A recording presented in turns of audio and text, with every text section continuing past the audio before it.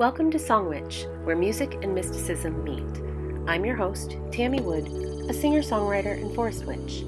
Join me as I share my journey of transformation, explore sacred rituals, and reveal my creative process where songwriting becomes an alchemical act of turning emotion into melody, and where each note is infused with intention and magic.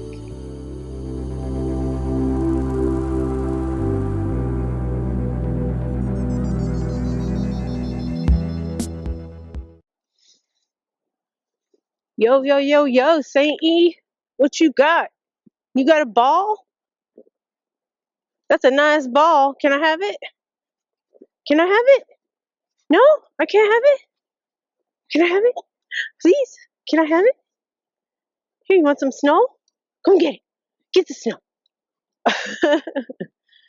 All right, we don't want to do that too much. We don't want you jumping a lot, you know. He's got a back leg problem. Come on, let's go this way. Woo! There's a lot of snow out here.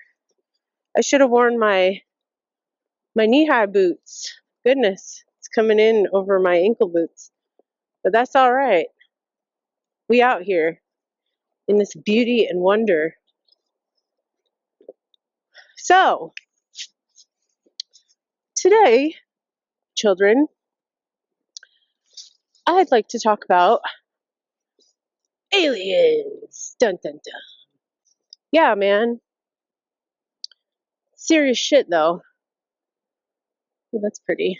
I like those dead trees against the backdrop of that big mountain. Looks cool. Yeah. So, if you don't know me well enough to know, I am into aliens, like big. And I've kind of been into it for a long time. Like, got into it more seriously in about, 5 years ago. And I think I first was introduced to it about 10 years ago.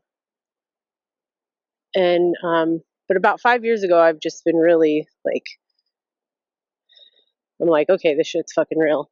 This isn't just a fun, like, theorization or fantasy. This is real shit. So, if you have not been following the phenomena, I have some things to share with you if you're interested. So, first started getting into the phenomena about 10 years ago, and then I watched this documentary from Bob Lazar.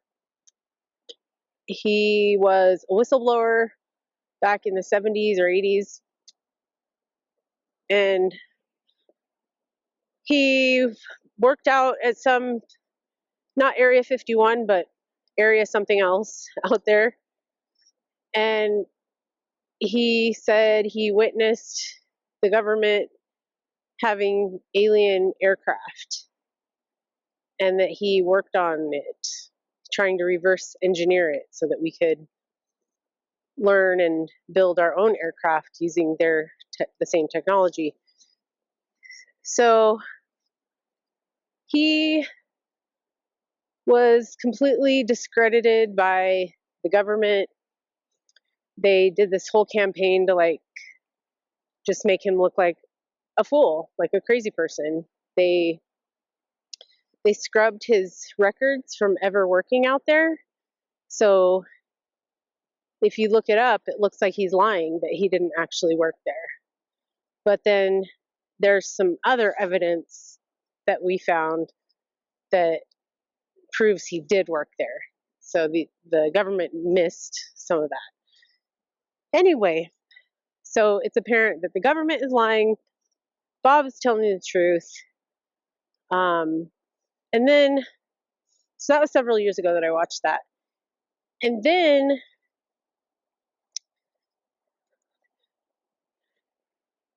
last year, some other whistleblowers came out. They are very highly decorated military men who say that they witnessed phenomena. And they testified in a Senate committee hearing. They testified to Congress or the Senate. I'm not sure. Anyway, both maybe. I think maybe both. Anyway, it was interesting because that committee was made up. It was a bipartisan committee, so it was made up of both Republicans and Democrats. So yeah, it probably was both Congress and Senate together. And it was really interesting to see Democrats and Republicans like getting along, coming together, unifying to figure out what the hell is going on in our skies. And here among us, too, on Earth. So that hearing came out last year. It was with David Grush. He's a whistleblower, works for the government. He witnessed a bunch of stuff, and he has secondhand accounts of a lot of stuff from people that he knows. So he testified to all that. That was a little crazy. I mean, it was all stuff that we already know, but we were just excited that it was finally becoming public and that the government was actually like heading up this whole disclosure. So then later last year, towards the end of last year, there was another whistleblower. There was an interview on News Nation with Ross Coulthart. He's the journalist. He's been the guy on a lot of this stuff. He's been the journalist breaking a lot of these stories on News Nation. And News Nation really, they really have, they're not like mainstream media. They don't seem to adhere to any rules or standards that are imposed by society. Like, mainstream media, they have to stay within these boundaries and these confines because they're mainstream. These guys just seem to report on whatever they want, and the more outlandish, the better. And I like it. But I say outlandish, but actually everything that they've been reporting on, I believe to be true. But it's still fucking outlandish. So anyway, I think I'm part dog. I see a really nice stick out in the water and I really want to go get it, but there's no way. It's way too cold. But I do collect sticks, just like Saint.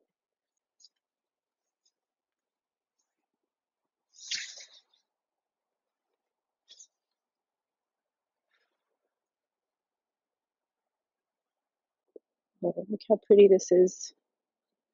I love a stream that runs through the snow. Oh my god, it's so pretty.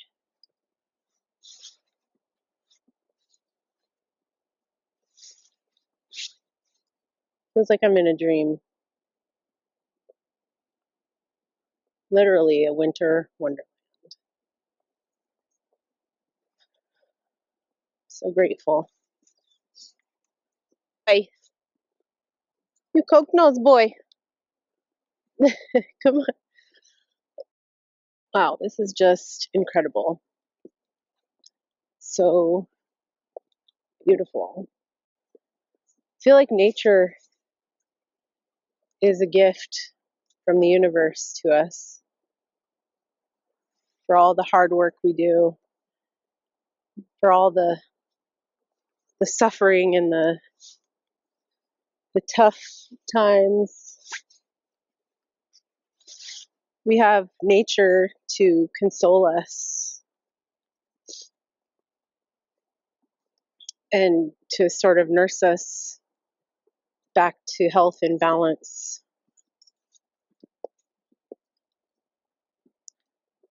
That's why I always say this is the best, like moving out here was the best thing Sam could have ever done for me.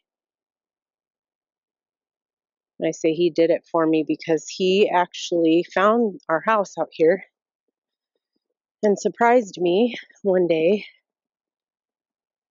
And he had been saving money secretly to make a down payment.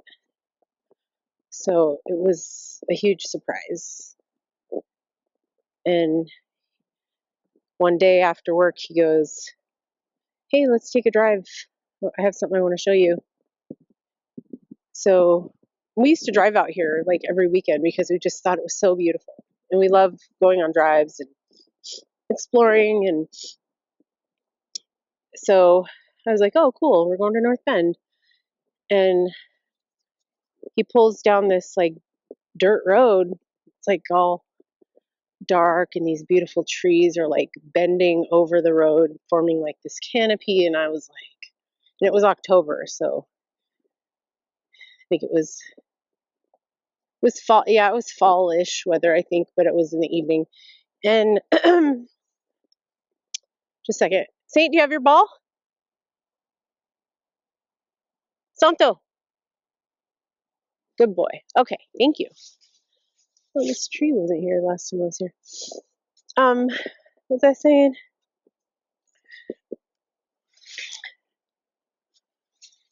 Oh, so the house, yeah. And so we're going down this long dirt road, and I'm like, where are we? Where are we going? And we pull into this driveway, and this beautiful red Lincoln log looking cabin, tall, sloped roofs, totally just looks like something out of a story, you know, in the woods. So I'm like, what is going on? And I see a for sale sign, and I'm like, Sam? And he's like, yeah. He's like, want to buy it? And I was like, what? He's like, well, here, let me show you something else. So then he takes me to the backyard, and there's a river. And I was like, sold. When can we sign? I mean, period, because I have always said I love rivers. They're my favorite thing. And I love the woods, forests. Obviously, my last name is Wood. I mean, this is like in my blood. It's in my genes to live out here in the woods. And to seriously, when we moved out here, I felt like I was home. That's pretty cool. I feel very grateful that I get to experience this. I'm grateful that I met Sam, and I'm grateful that I stuck through the hard times because, man, we've been together 18 years, and like, it wasn't always easy. Like, we've had some pretty rough goes at things, and you know, there's times when I wasn't sure if we would survive, you know, our relationship. And you know, we'd take a few days apart to like think about things and gather ourselves. And during that time, I always realized, like, I don't want to live without this man. Like, yeah, things aren't perfect. If you expect perfection, you will be disappointed because nothing is perfect. You just have to decide if the imperfections are worth it. And they are. And I know I have a lot of imperfections. And he accepts me for who I am. And that's a beautiful thing. and I accept him for who he is.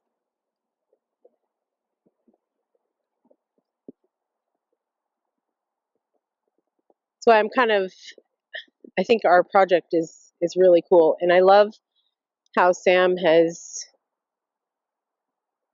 taken the concept and it's an interpretation of our love story, and it's so beautiful. The whole way this project is coming to fruition is beautiful because, like I said, we've been together 18 years. It hasn't always been easy or perfect, and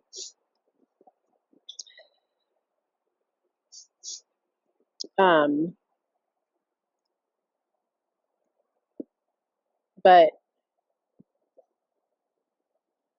I think by sticking with it, working through things together, always remembering that we are each other's best friend, got us through that shit. And some big clumps of snow falling. It's like snowing on me. Oh, it's getting a little windy, that's why. You can see up there some of the trees are moving. So, yeah, it's a beautiful story. Maybe, should we head back, Sainty? Yeah.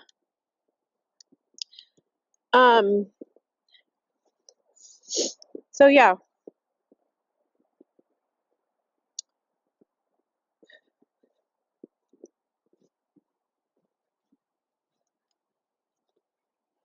Yeah, the concept, if I haven't already said it, is star-crossed lovers searching for each other in the universe. Let's go this way. We can get out this way. So, like, we were together in the past or in another life, and now we're sort of like lost out there in the universe just searching. So the way that has come about is I've written a bunch of songs over the past several years, like have a library, a catalog, of songs that I've written, and Sam went through them and picked out the ones that he thought would fit with this concept of the star-crossed lovers searching in space and time. So he picked out the songs. He got connected with this producer, and he's been just feeding the songs to the producer. And the producer,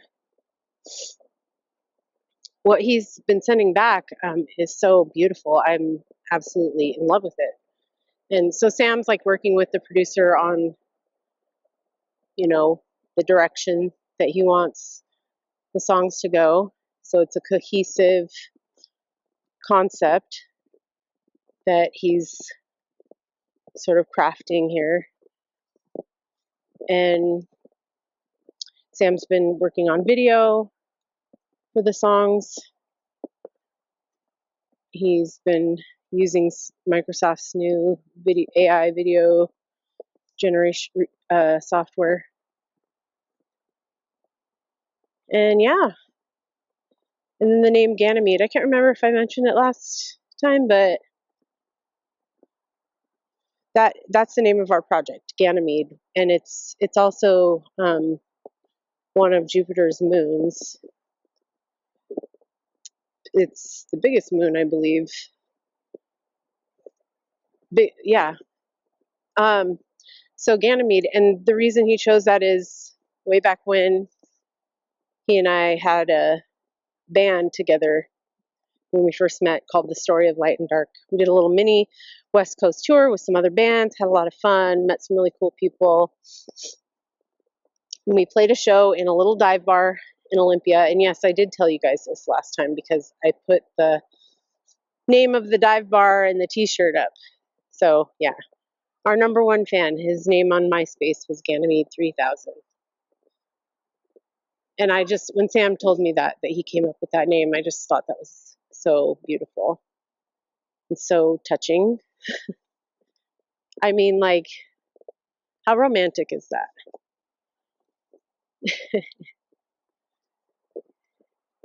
And I've always connected my art to love. Love has always been my inspiration for my art. So I've had a lot of heartbreak throughout my life. I was always in these relationships, or more like situationships, where it was unrequited love. And, it would just start out as friends, just casual, whatever situationships. But then I would develop these feelings and um, become attached, because we would develop such a strong like friendship, and then for me that would turn into romantic feelings. But it was always unrequited, and so I've had a lot of heartbreak, and so my music for a long time was always around heartbreak. I guess like Taylor Swift has, all her songs are breakup songs. That was me. So now it's evolved, it's different. Now I'm in an amazing, loving relationship that I always dreamed of having. And now I have it. And, at first I don't think I realized it because it was something so new to me. I didn't understand what it was. The way he treated me was so different than any other man had ever treated me. He is a good man. He was a good man. He is a good man. He's just the best of the best. And the fact that I felt like I could trust him fully is what drew me in, because that was a new feeling, and it was a really good feeling. It was one that I always wanted that I never had.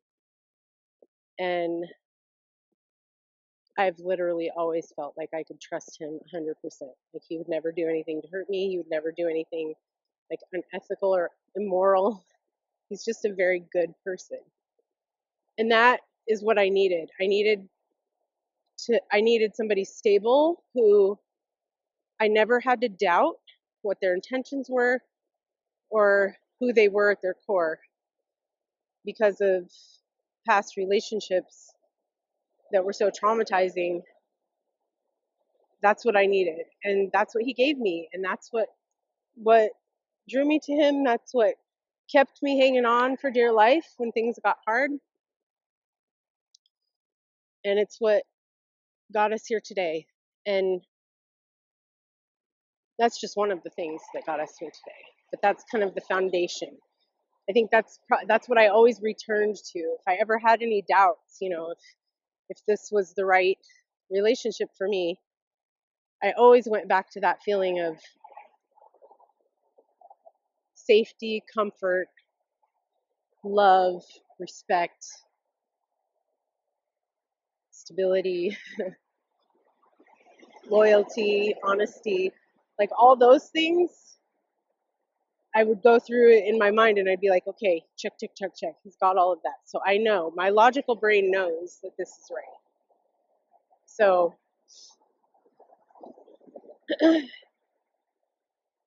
for me, my heart has gotten me in a lot of trouble in the past because I have an immense heart, and sometimes would give it away too freely, and I was naive sometimes to people's intentions, and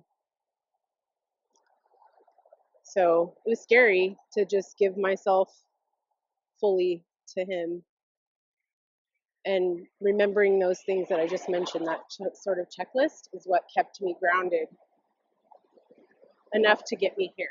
So that's my point. I'm glad that he stuck with me, but I'm glad that I stuck it out. I'm glad that I was, I don't know, smart enough, conscious enough to be able to choose the right path for myself. Yeah. So with that, I love you, Bosley Beats. I love you, Big Boss. You the boss. You the boss man.